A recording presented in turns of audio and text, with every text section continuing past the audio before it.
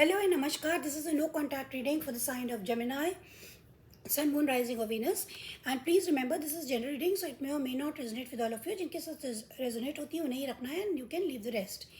तो जेमिनाई जो लोग होते हैं वो बहुत विटी होते हैं, बहुत शैतान टाइप के होते हैं एंड दे आर वेरी मतलब मेंटली बहुत स्टिमुलेटेड. उनका मेंटल एक मेंटल लेवल उनका किसी भी पर्सन से मिलना चाहिए. तो ये जेमिनाई जो होते हैं they as you know that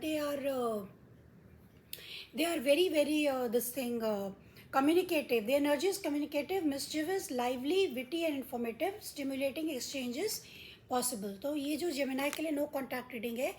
तो जो पहला कार्ड आया है जेमिनाई वो है इनसिक्योरिटीज़.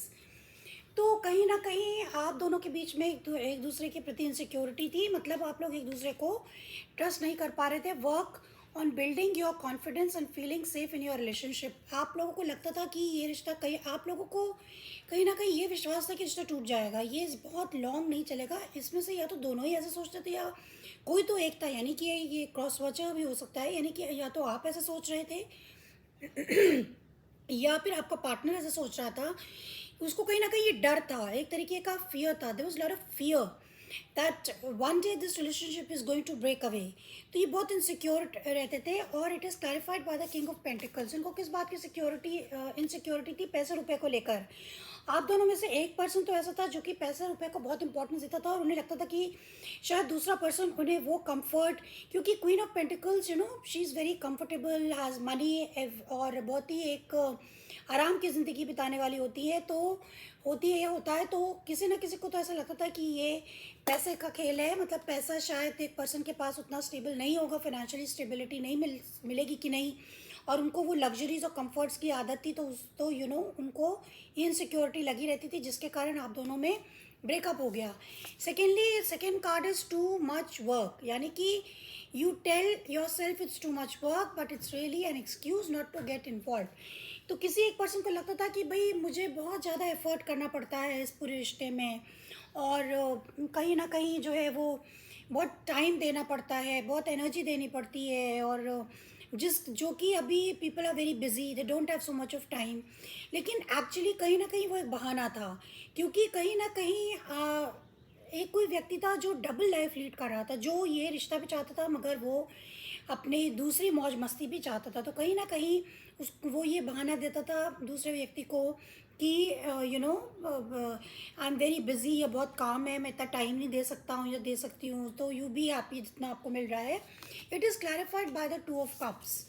तो ऐसा था कि ये जो आप दोनों के बीच में काफ़ी इमोशनल बॉन्ड था, रहा है. मगर एक्सक्यूजेस, यानी कि कोई तो था जो बेवकूफ़ बना रहा था कि भाई बहुत ज़्यादा समय इसमें लगता है और इट्स नॉट पॉसिबल कि we can stay together although there was lot of emotional bonding. Now the third card is mix signals which says you don't let others know you are interested, flirt and be approachable. सो कोई तो ऐसा person था जो mix signals देता था. यानी कि वो ये बोलता था कि भाई मैं जो हूँ वो क्या मतलब मैं बहुत बिज़ी हूँ. और शायद वो इस बात से बहुत प्राउड था कि मेरे पीछे और भी बहुत सारे ऑप्शंस हैं मेरे पास, और भी बहुत सारे लोग लगे हैं मेरे पीछे. एंड कहीं ना कहीं वो दूसरे व्यक्ति को ये महसूस कराता था कि वो अनइम्पॉर्टेंट है, उसकी सिग्निफिकेंस इतनी लाइफ में नहीं है. Because there are many more shooters. वो ये दिखाता था मेरे मेरे आजू बाजू बहुत सारे सूटर्स हैं, बहुत सारे दूसरे ऑप्शंस भी हैं, दूसरे लोग मेरे पीछे लगे हुए हैं and they find me so attractive. और जिसके कारण वो कभी कभी खुश था, कभी बहुत जल्दी खुश हो जाता था, बहुत जल्दी नाराज़ हो जाता था. और मे बी कि वो चाहता हो कि भाई एक ही आदमी आपको खुश रखे, हमेशा आपके टर्म्स और आपकी डिक्टेटरशिप चले, या डोमिनेटिंग था बहुत ज़्यादा. तो कहीं ना कहीं मैं सिग्नल्स देता था. उसका जो कार्ड आया है वो हाई प्रीस्टेस. तो कहीं ना कहीं हाई प्रीस्टेस का मतलब है कि ये पर्सन सच्चाई जानता था कि ये झूठ बोल रहा है. This person intuitively they know that they were lying. वो झूठ बोल रहे थे कि उनके पीछे उनके पास टाइम, उनके पीछे बहुत मतलब वो काइंड ऑफ डोमिनेट करते थे और दूसरे व्यक्ति को इनसिक्योर फील कराने की कोशिश करते थे कि भैया मेरे पीछे तो बहुत लोग लगे हुए हैं, I am so in demand, I am lot in demand और मेरे पास तो कोई कमी नहीं. अगर आप छोड़ के जाते हो तो जाओ, मेरे को कोई फ़र्क नहीं पड़ता है.